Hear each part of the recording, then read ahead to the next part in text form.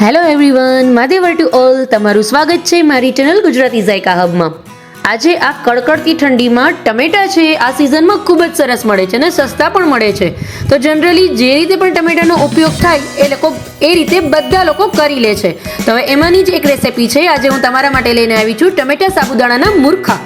હવે આજે ટમેટા સાબુદાણાના મુરખા છે, તમને નવાઈ લાગી ને? અત્યાર સુધી તમે બટેટાના કર્યા હશે, બટ ટમેટા સાબુદાણાના મુરખા એટલા સરસ ચટપટા બને છે ને એટલી સરસ મજા આવે છે ખાવાની. તમે ફરાળમાં પણ ખાઈ શકશો અને એમને બાળકોને જો ટમેટો ફ્લેવર પસંદ હોય કે ટમેટાના કુરકુરે કે જે ખાતા હોય તો એના બદલે તમે એને જો સિઝનમાં આ વખતે આ બનાવીને ખવડાવશો ને તો એ બહારના ટમેટો કુરકુરે ખાવાનું બંધ કરી દેશે, બિકોઝ એટલા સરસ ટેસ્ટી બને છે આ ટમેટાના મુરખા.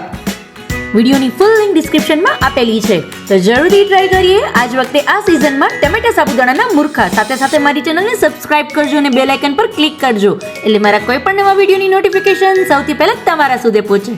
ફરી મળીશું, આવજો.